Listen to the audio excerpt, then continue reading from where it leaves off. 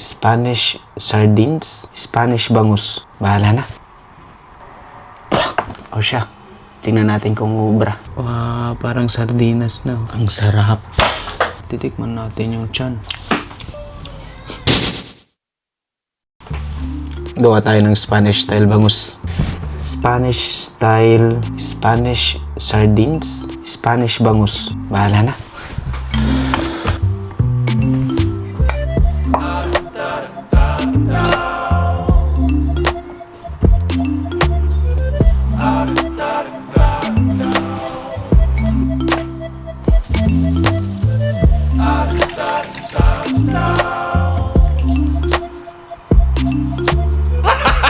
Gago!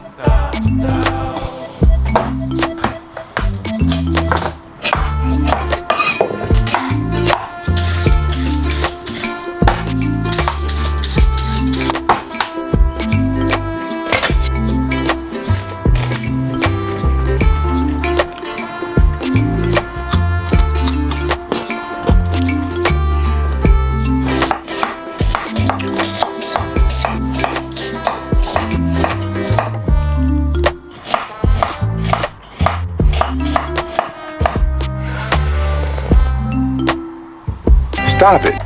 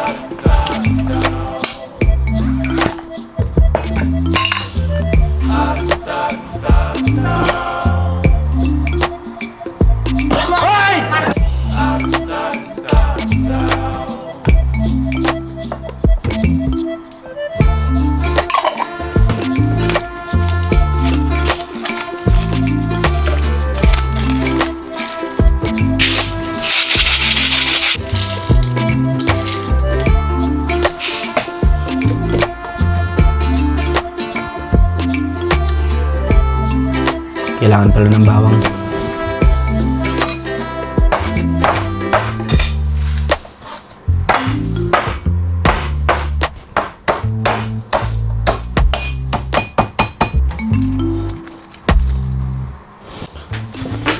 So, tapos nang i-prep yung mga bagay-bagay. Carrots, pickles, olives, tapos tawag dyan? Ano?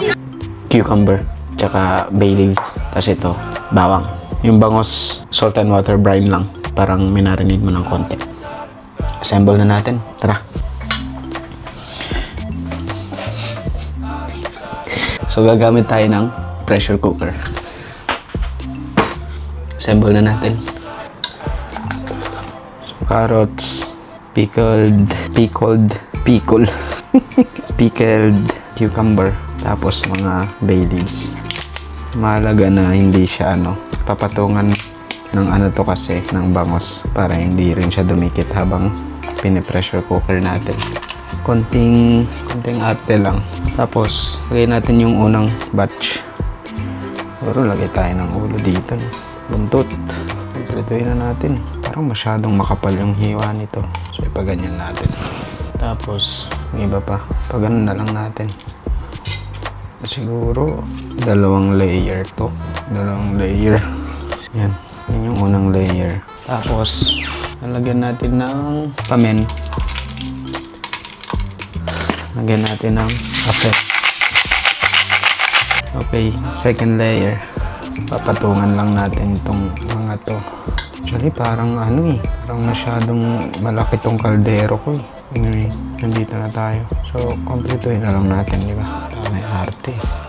Bay leaves. Ganun lang din sa katulad ng first layer. Ay, kalimutan kong lagyan itong olives. Sorry naman. Lagyan na natin yan dyan.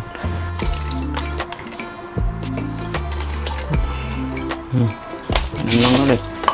Lagyan natin yung mga bangus. Ayan, siksik na lang natin sa bandang gilid. Ideally guys, malalim naman. Ideally, kapag naluto na to, pati mga buto, tinik, pwedeng kainin. So, lagay na natin yung huling batch ng pamen.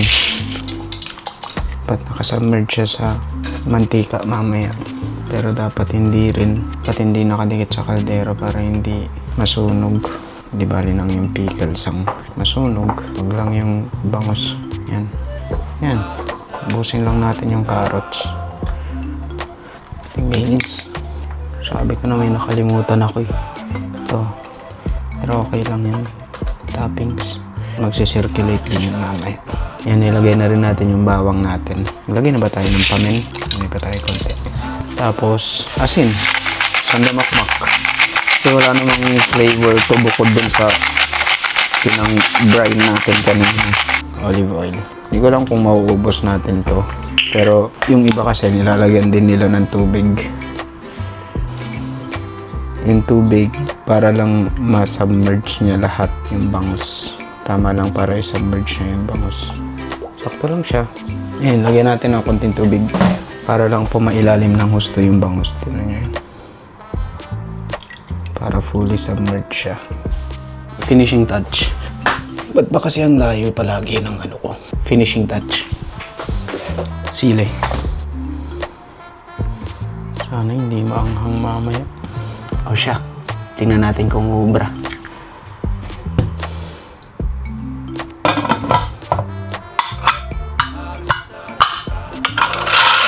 So sabi din sa napanood ko, after nung first na steam, ilalagay sa low heat, tapos iwanan ng 1 hour. So, see you later. Malapit ng kumulo.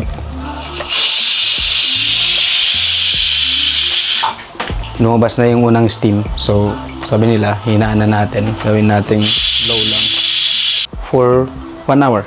So, babalikan natin yan after 1 hour. Tsaka hopefully, malambot na siya. Yummy. Sana. So, 3 p.m. nung iniwan ko to. 4 na. 4:06 na. So, isang oras na yan. Hanguin na natin. Ito lang ang sekreto dyan. Up. Para sumingaw ng husto. So, binigyan ko muna siya ng konting time para, medyo lumamig ng konti. Baka kasi sumabog kapag binuksan ko eh. Baka may natira pang pressure. So, check natin ngayon kung anong itsura. Sana hindi durog. Sana hindi durog. Wow. Parang masarap siya. Pakita ko na maigi. Yan siya guys. Wow. Hindi siya durog actually. Pero mukhang masarap siya. Parang Spanish style talaga. Ano pa nga ba hinihintay natin? Tikman na yan. Plato. Kanin. Konti lang. Panggap. Tapos syempre yung pagkain. Super lambot niya guys. Ang hirap hirap kunin. So ayan siya guys. Dito yung nasa pressure cooker pa. Tikiman na. So, malambot nga ba talaga siya? Tingnan natin yung buto. Uy, tikman nga natin to. So, ayan siya. Yung buto. Wow, parang sardinas na. Ang sarap. Ito naman, ulo. Tingnan nga natin. Ay, lusaw na talaga. Oh. Talagang nadudurog na siya. Hindi mo na kailangang anuhin to. Hindi mo na kailangang pilian pa ng tinik. Durog na siya eh. Siyempre, yung paborito ng lahat, yung tiyan, yung belly. Tapos siyempre, titikman natin yung tiyan. Guys, para sa inyo. Yummy. The perfect bite. Garlic. Tapos, itong sarap. Taste test.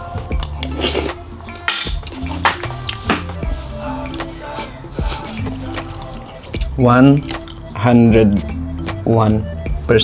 masarap.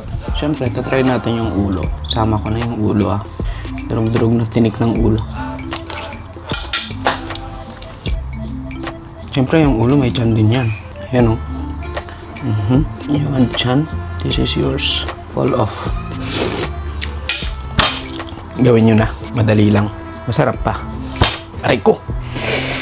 Spanish style bangus. Spanish style sardines bangus. Pressure cooker.